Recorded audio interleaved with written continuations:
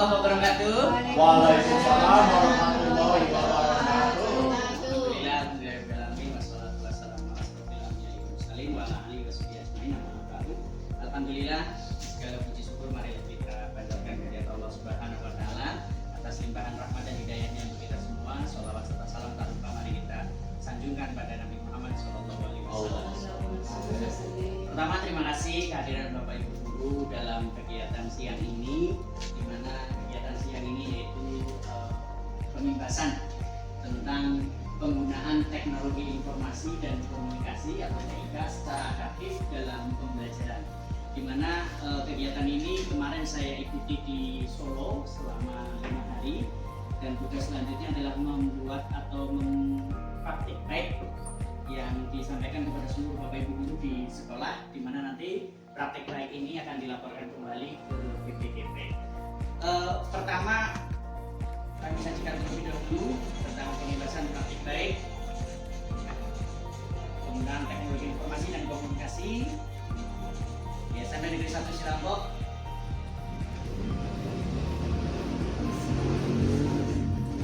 Ya. Selanjutnya, tujuannya apa sih ketika kita melakukan pengimbasan atau kita mengikuti pelatihan tentang pemanfaatan teknologi informasi dan komunikasi? Yang pertama, guru di Provinsi Jawa Tengah mampu menggunakan teknologi informasi dan komunikasi secara adaptif dalam pembelajaran kelas. Jadi tujuannya adalah guru-guru yang nantinya mengajar di kelas itu tidak hanya kita selalu menggunakan metode ceramah ataupun yang paling banyak ceramah, ya. Kita diupayakan untuk menggunakan aplikasi-aplikasi TIK yang adaptif yang nantinya bisa kita gunakan dalam proses pembelajarannya. Kemudian sebelum kita memakai atau menentukan aplikasi TIK yang akan kita gunakan, tentunya kita akan mengidentifikasi dulu. Yang pertama adalah adaptive learning, di mana adaptive learning ini metode yang menggunakan teknologi untuk menyediakan materi pembelajaran sesuai dengan kebutuhan belajar masing-masing murid. Dengan adaptive learning, guru dapat memberikan konten yang tepat berdasarkan kesiapan dan kemampuan dan kecepatan belajar murid. Nah, adaptive learning ini juga digunakan oleh guru seperti aplikasi pengolah kata, pengolah data, pengolah angka, editing video, dan juga aplikasi-aplikasi lainnya, editing suara ataupun penyimpanan data. Dan nanti kita juga akan membahas tentang learning management system, di mana dalam model adaptive learning ini ada beberapa. Yang pertama adalah blended learning, yaitu menggabungkan pembelajaran tatap muka dengan pembelajaran online. Nah, ini memudahkan murid untuk belajar secara interaktif dan dinamis. Nah, aplikasi yang bisa digunakan diantaranya adalah CapCut, KineMaster, kemudian media pembelajaran yang berbasis Android. Nah, ini sekarang banyak sekali media pembelajaran yang berbasis Android yang sudah dikembangkan oleh developer yang ada. Yang ketiga, model adaptive learning adalah e-learning, yaitu pembelajaran yang sepenuhnya dilakukan secara online melalui platform digital. E-learning ini memungkinkan akses ke berbagai sumber belajar, ya. Contohnya ada di Google Meet, kemudian Microsoft Teams, Zoom, dan sebagainya.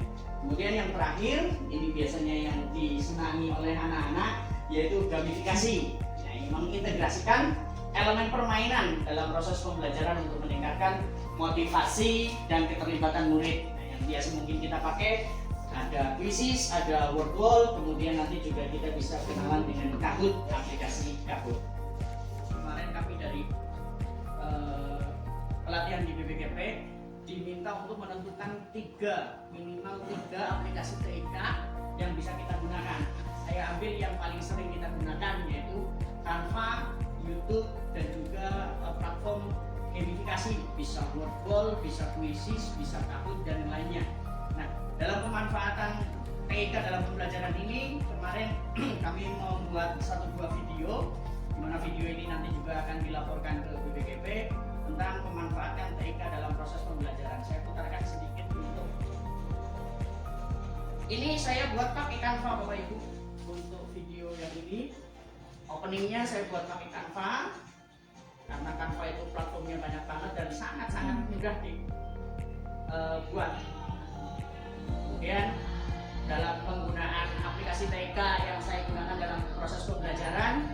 Yang pertama saya menggunakan YouTube, di mana untuk YouTube ini saya buat di bagian speaking. Kita melihat senang atau untuk memusatkan pikiran kita setelah anak-anak belajar atau setelah anak-anak istirahat. Untuk memusatkan pikiran mereka lagi, kita bisa lakukan ice breakingnya bebas apapun. Saya gunakan video senam yang saya ambil dari YouTube.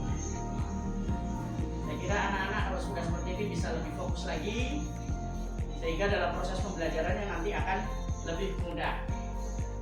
Selanjutnya untuk materi inti atau kegiatan inti, saya menggunakan aplikasi dari Canva. Nah, ini PowerPoint gampangannya, tapi kita gunakan Canva. Di mana Canva ini sudah familiar dengan kita dan mudah sekali dalam penggunaannya. Ini untuk contoh proses pembelajarannya. Setelah kita melakukan kegiatan inti dan pemaparan materi, maka langkah terakhir dalam proses pembelajaran adalah assessment atau latihan ataupun penilaian. Nah, untuk assessment ini saya menggunakan aplikasi TIK Boardwall. Nah, Boardwall ini nanti saya buatkan aplikasinya atau permainannya, kemudian barcode scan-nya saya tempelkan di kelas biar anak-anak itu bisa keliling kelas, tidak hanya duduk diam di kelas, biar lebih interaktif dan juga kolaboratif bersama teman-temannya. Mereka tinggal scan saja aplikasi barcode-nya, kemudian mereka masuk ke game yang sudah sesuai dengan barcode-nya masing-masing.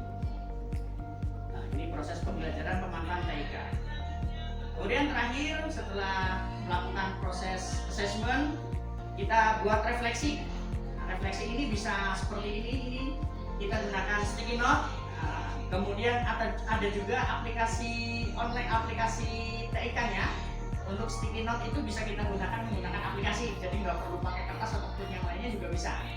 Nah, kemudian setelah itu selesai, yang kita gunakan hanya 3 aplikasi TIK. Tadi ada YouTube, kemudian Canva, dan terakhir ada Boardwall.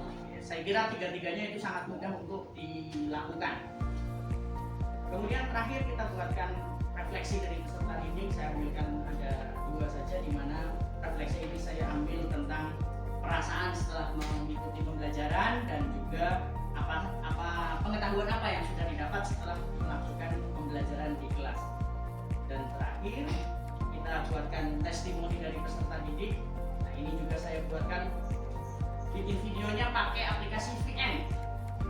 VN itu untuk edit video, itu sangat mudah juga dikerjakan, atau bisa pakai yang lainnya, YouTube Studio, kemudian Filmora ataupun CapCut, itu juga bisa kita gunakan dalam proses pembelajaran ini.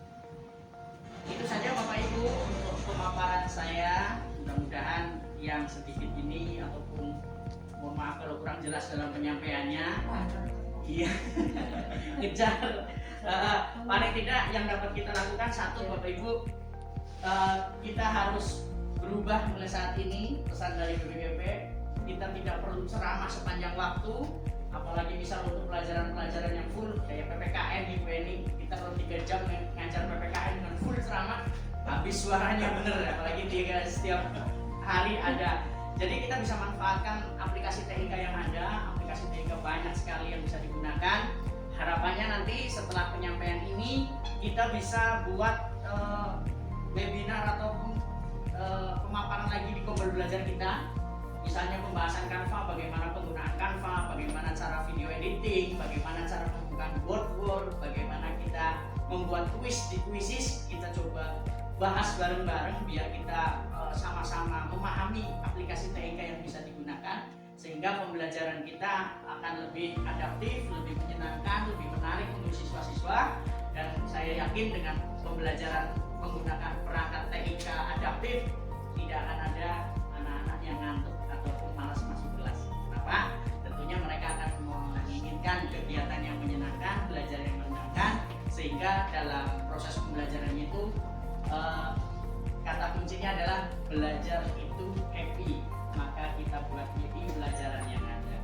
Demikian Bapak Ibu pemaparan yang dapat kami sampaikan pada siang hari ini. Nanti setelah ini barangkali ada yang ingin ditanyakan, kita akan bahas di sesi tanya jawab Terima kasih, mohon maaf atas segala kekurangannya. Assalamualaikum warahmatullahi wabarakatuh. Waalaikumsalam warahmatullahi wabarakatuh.